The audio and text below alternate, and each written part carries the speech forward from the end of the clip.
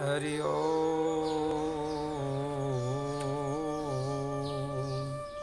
वसुदेवसुतं देवं कंसचाणूरमर्दनं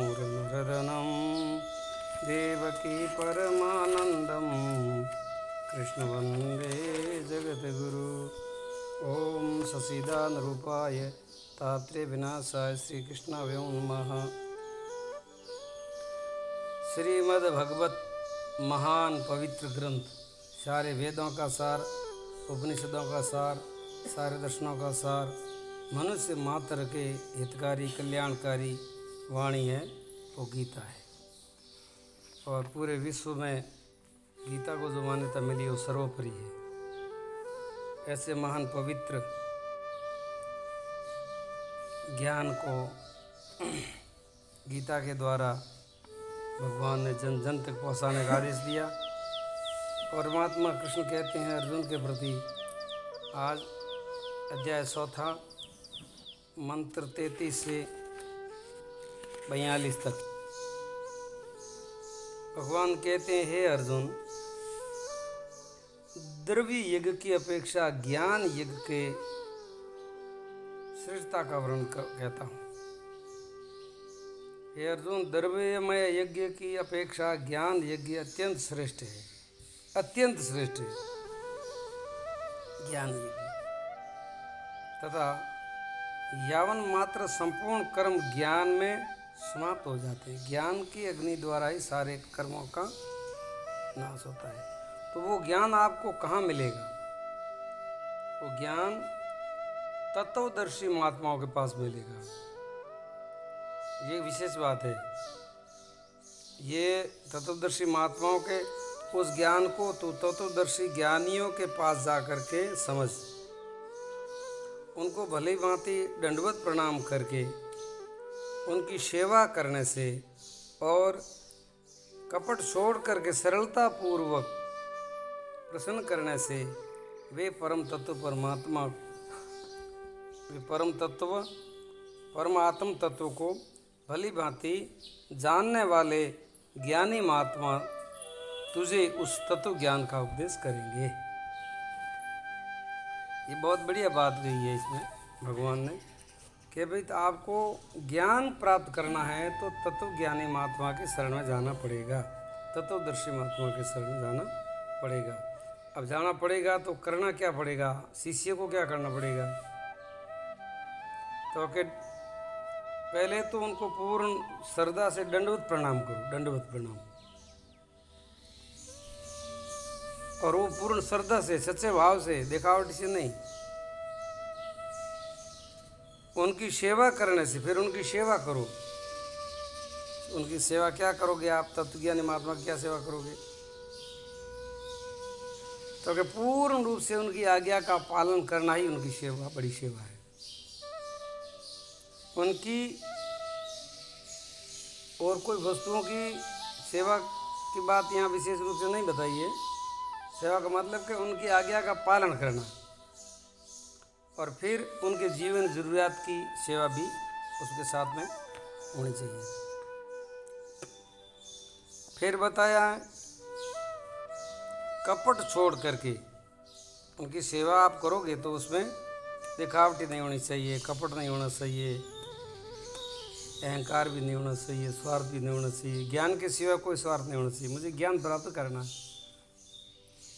ऐसा भाव। फिर सरलता पूर्वक, बिल्कुल निर्दोष भाव से, बच्चे जैसा सरल बन करके, कपट से भर के जाओगे, कपट लेकर के शंका समाधान करोगे तो तुम कपट से ही भरते रहोगे और कपटी जीवन तुम्हारा कभी भी सुधरेगा नहीं। सरलता पूर्वक, भगवान सरल बताते, सरलता पूर्वक। ये भारत की भूमि है, ये तपस्वियों की भूमि है, ज्ञानियों की भूमि है, योगियों की भूमि है। यहाँ बहुत बड़े बड़े तत्वदर्शी महात्मा आगे अनंतों आए हैं और आज भी इस धरती के ऊपर है और आगे भी रहेंगे। लेकिन उन महात्माओं का पूर्ण लाभ लेने वाले साधक बहुत कम होते हैं, जिज्ञासु बहुत कम होते हैं। वे परम तत्व परमात्मा को भिन्न भिन्न करके समझाएंगे। अब देखो, जब परम तत्व परमात्मा की बात आती है ना, ये परमात्मा तत्व जो है सर्वोपरि है। परमात्मा सर्वोपरि तत्व है, प्रथम हाई क्वालिटी, उससे बढ़कर दूसरा कुछ नहीं। फिर दूसरे नंबर में ईश्वर, तीसरे नंबर में ब्रह्मा विष्णु महेश्वर, चौथे नंबर में रामकृष्ण आदि अवतार। फिर ये सृष्टि का पूरा विस्तार आगे से आगे बढ़ता जाता है और अपनी अपनी स्थान पर अपने अपने देश काल के अनुसार वो सब अपने अपने कार्यरत रहते हैं। तो परमात्मा तो जो परमात्मा है वो तो अव्यक्त है, अनिर्वचनीय है, उसके बारे में कुछ कहा नहीं जाता, ऐसा तत्व है। और उसके बारे में जो कोई कहेगा तो झूठ बोलेगा,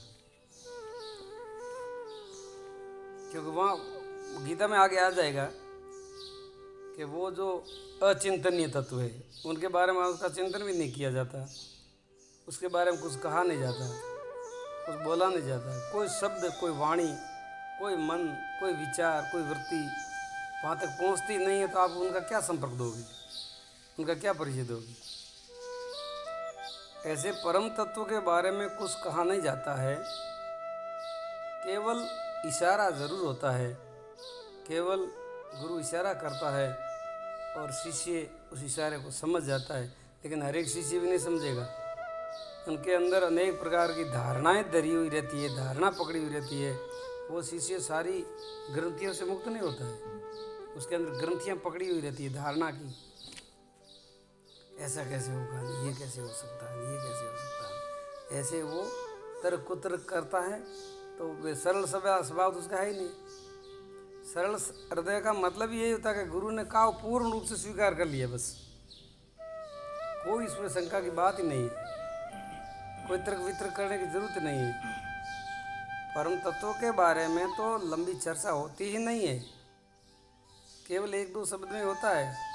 गुरु ने कह दिया तत्वमसि, बस बात पूरी हुई, तो वही है। और शिष्य स्वीकार कर लिया अहम ब्रह्मास्मि, बस बात पूरी होगी। लेकिन जितनी भी कथाएं लंबी होती है, दूसरे नंबर में होती है, ईश्वर में होती है, ब्रह्मा विष्णु द्वारा होती है, फिर अवतारों की होती है, फिर उनका चरित्र होता है, उनकी कथाएं होती है, उनकी लीला होती है। तो ये सब बहुत बड़ा विस्तार हो जाता है। दुनिया भर के शास्त्र छपे जाते हैं, लिखे जाते हैं, पढ़े जाते हैं। शिष्य कहता है हाँ ये ज्ञान बहुत अच्छा है, फिर लंबा चौड़े झंझट के अंदर वो अड़जा हुआ पड़ा रहता है। लेकिन ये कोई तत्व ज्ञान की बात नहीं है। तो भगवान कृष्ण कहते हैं परमात्मा अर्जुन को, हे अर्जुन, ये तत्वदर्शी महात्मा आपको तत्व ज्ञान का उपदेश करेंगे। आपको आपके की बात तो नहीं बताई है कि भाई आपको, यानी कि अर्जुन तेरे को वो महात्मा ज्ञान देंगे, इसका मतलब कि अर्जुन तू उनके पास चला जा, ऐसी बात नहीं है। ये तो द्रव्य यज्ञ की अपेक्षा ज्ञान यज्ञ श्रेष्ठ बताया है। और ज्ञान देने वाला महात्मा, तत्वज्ञानी महात्मा इस धरती के ऊपर हमेशा के लिए कोई न कोई रहता है।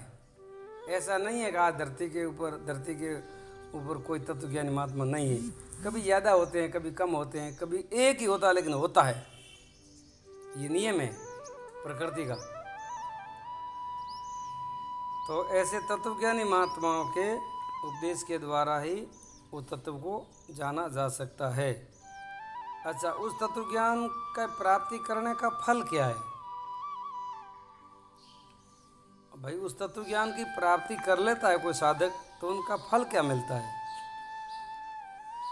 तो भगवान लिखते हैं, जिनको जान करके तू फिर इस संसार रूपी मोह को नहीं प्राप्त होगा। पहली तो ये शर्त है कि तुम्हारे संसार के संपूर्ण मोह की निवृत्ति हो जाएगी। कोई प्रकार का आपके चित्त में मोह नहीं रहेगा। भगवान के प्रति भी मोह नहीं रहेगा, अवतारों के प्रति भी मोह नहीं रहेगा, किसी के प्रति कोई मोह नहीं रहेगा, ईश्वर के प्रति भी नहीं रहेगा, क्योंकि ईश्वर ही शुद्ध सत्वगुण माया उपाधि वाला है। बिल्कुल आप निरुपाधि तत्व में प्रवेश हो जाओगे तो किसी के प्रति आपका मोह लगाव नहीं रहेगा। और हे अर्जुन, उस ज्ञान के द्वारा तू संपूर्ण भूतों को निश्चय भाव से पहले अपने में और पी से मुझ सच्चिदानंद घन परमात्मा में देखेगा। ये दो गुण बताया है। इस तत्व ज्ञान का परिणाम, इस तत्व ज्ञान का फल दो वस्तु से बताया है। आज ज़्यादा श्लोकों पर बात नहीं होगी, आज इन दो श्लोकों पर भी बात होगी, क्या थोड़ा विस्तार हो गया। तो भगवान कहते हैं कि उस तत्व ज्ञान का फल ये होगा, पहले तो संपूर्ण भूत प्राणियों के अंदर तुम केवल इस दिव्य अव्यक्त सत्ता को ही देखोगे, अचिंतनीय सत्ता को, अद्वितीय सत्ता को ही देखोगे, पराशक्ति परा चेतना को ही देखोगे सबों के अंदर। और दूसरा परिणाम ये होगा कि सबों को ही तुम उस चेतना के अंदर देखोगे। यानी यहाँ भगवान कहते हैं फिर तुम संपूर्ण विश्व को, पहले तो संपूर्ण विश्व के अंदर उस सत्ता को देखोगे, कण कण में वही देखोगे, वही दिखेगा, उसका ये फल होगा। और दूसरी बात ये होगी कि संपूर्ण विश्व को, अनंत ब्रह्मांडों को तुम उसी परमात्मा में देखोगे। यानी यहाँ भगवान साफ साफ लिखा है, यानी कि तुम मुझ सच्चिदानंद घन परमात्मा में ही देखेगा। अब ये परमात्मा कृष्ण खुद साथ में अपना परिचय दे रहे हैं कि मैं ही स्वयं परमात्मा हूँ। तुम पहले तो मुझको सब में देखेगा, फिर बाद में सबों को मुझ में देखेगा। ये तेरे तत्व ज्ञान के ज्ञान का फल होगा। कितनी स्पष्ट सही बात है। ऐसे ऐसे मूर्ख लोग हैं, इसमें भी शंका कर लेते हैं कि ये तो काल भगवान बोला है, ये काल बोलता है, ये तो वो बोलता है, नहीं ये तो ज्ञानदाता तो है ही नहीं परमात्मा। अरे परमात्मा नहीं है तो ये कौन है? स्पष्ट भगवान स्वयं कह रहे हैं कि अर्जुन, पहले तो संपूर्ण प्राणियों में तू उस परम तत्व सत्य को देखेगा, और फिर संपूर्ण प्राणियों को अनेक ब्रह्मांडों सहित तू मुझ सच्चिदानंद परमात्मा में ही देखेगा। इसमें कोई शंका है ही नहीं। ठीक है, अब आज की सत्संग गीता के ऊपर तो यहाँ विश्राम होगा, और फिर आगे का जो 36वां श्लोक से कल सत्संग शुरू होगी। बोलिए सच्चिदानंद भगवान की जय हो। सब धर्म प्रेमी सज्जनों, ये गीता का ज्ञान बहुत ही कम समय में, कम छोटे रूप में आपको गीता का सरलार्थ भावार्थ बताया है। तो आप चलते फिरते उठते बैठते इसको सुन सकते हो, और आपको गीता का ज्ञान हो जाएगा। गीता का ज्ञान ही वास्तव में आपको ज्ञानी बनाएगा, बाकी सब अज्ञान है। अपने मित्रों को, अपने ग्रुप को आगे से आगे शेयर करें ताकि सबों को गीता का लाभ मिले। कलयुग में ये ज्ञान बहुत ही लाभकारी है। हरि ओम।